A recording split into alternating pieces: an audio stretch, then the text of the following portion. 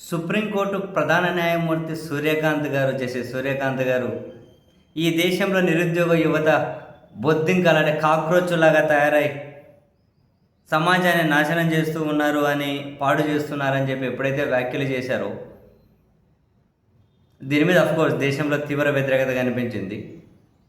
ఆయన వ్యాఖ్యలు చేసిన 48 గంటల వ్యవధిలోనే బోస్టన్లో చదువుకున్న అభిజిత్ అనే అతను ఒక కాక్రోచ్ జనతా పార్టీ అని ఒక వెబ్సైట్ క్రియేట్ చేశారు. కాక్రోచ్ జనతా పార్టీ అని. దీని మీద సోషల్ మీడియాలో అకౌంట్స్ ఓపెన్ చేస్తే లక్షలు రోజు రోజుకు దాన్ని ఫాలో అయ్యే వాళ్ళు, ఆ వెబ్సైట్లో చేరుతున్న వాళ్ళ సంఖ్యలు పెరిగిపోతూనే ఉన్నాయి. ఆ ఉద్యమంలో చేరుతున్న వాళ్ళు చూస్తూ ఉంటే భారత్లో కూడా జంజీ ఉద్యమాలు చాలా ఫాస్ట్గానే వచ్చేటట్లుగా అనిపిస్తుంది. నిజంగా ఏ స్థాయిలో అని అంటే గంటకు వేల మంది పెరిగిపోతున్నారు ఫాలోవర్స్.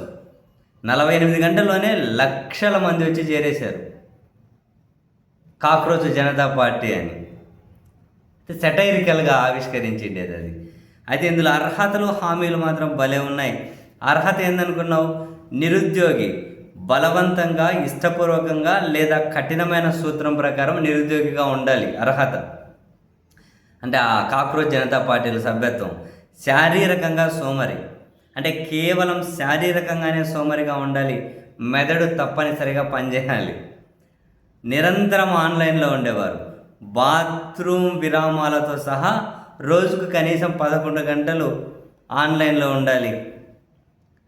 వృత్తిపరమైన విమర్శకుడు, అంటే పదునైన, నిజాయితీ గల, వ్యవస్థ వ్యతిరేక విమర్శలు తప్పనిసరిగా రాయాలి. ఇవి అర్హతలంట. ఇప్పుడు వీళ్ళ అధికారంలోకి వస్తే హామీలను తప్పనిసరిగా చూడాలి. వీళ్ళ అధికారంలోకి వస్తే హామీలు ఏమంట? పదవీ విరమణ తర్వాత న్యాయమూర్తులపై నియంత్రణలు.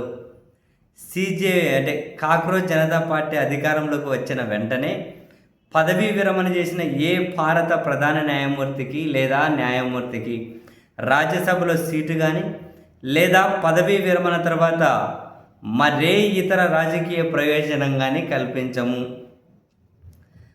నెక్స్ట్, ఒకవేళ నిజమైన ఓటర్ పేరును ఓటర్ జాబితా నుండి తొలగిస్తే ఎన్నికల ప్రధాన కమిషనర్ని చట్టవిరుద్ధ కార్యకలాపాలు అంటే ఉపా చట్టం కింద అరెస్టు చేస్తాం. మహిళలకు 50% రిజర్వేషన్లు, పార్లమెంటు మంత్రివర్గాల్లో 50% సీట్లను తక్షణమే రిజర్వ్ చేస్తాం. కార్పొరేట్ మీడియా అంటే బోడీ మీడియా అంటారు కదా, కార్పొరేట్ మీడియా సంస్థలపై నియంత్రణ అట. కార్పొరేట్ సంస్థల యాజమాన్యంలోని అన్ని మీడియా సంస్థలను తొలగించి ప్రజల మద్దతుతో నడిచే పూర్తి స్వేచ్ఛా పత్రికా రంగానికి మార్గం సుగమం చేస్తామని కాక్రోచ్ జనతా పార్టీ ప్రతిజ్ఞ చేస్తోంది. నెక్స్ట్, తమ రాజకీయ నియోజకవర్గం నుండి ఫిరాయించి ప్రత్యర్థి పార్టీలో చేరిన ఏ ఎంపీ లేదా ఎమ్మెల్యే అయినా 20 సంవత్సరాల పాటు ఎన్నికల్లో పోటీ చేయకుండా లేదా ఏ ప్రభుత్వ పదవిని చేపట్టకుండా నిషేధిస్తామట.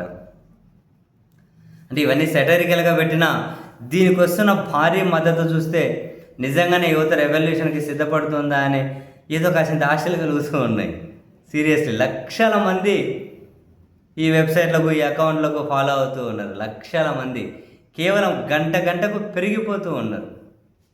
నిజమే, దేశానికి మంచి రోజులు వస్తే సంతోషమే కదా.